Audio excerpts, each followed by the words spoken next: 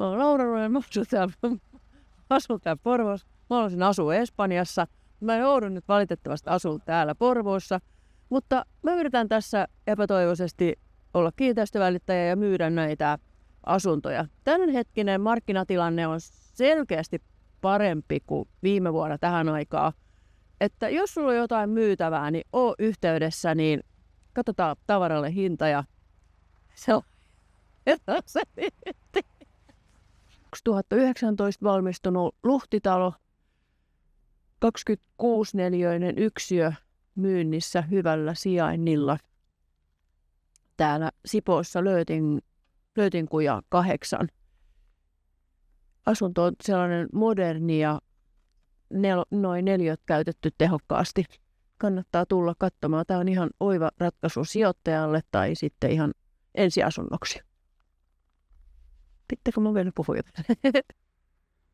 Täällä Sipoossa Nikkilässä Löytinkuja 8. Nyt on tullut myyntiin tämmöinen yksiö 26 neliöä. Tämä on vuonna 2019 rakentunut Luhtitalo. Mitäpä sitten sanoisin muuta? Mä keksin mitään muuta sanottavaa. Tämä on hyvä ratkaisu sijoittajalle tai ihan ensiasunnoksi. Neliöitä on 26, mutta ne on tehokkaasti käytetty hyödyksi.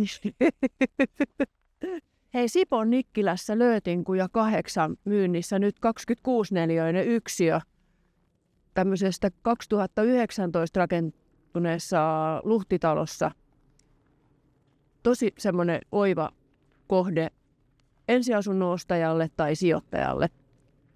Moderni, kiva asunto. Kannattaa tulla katsoa.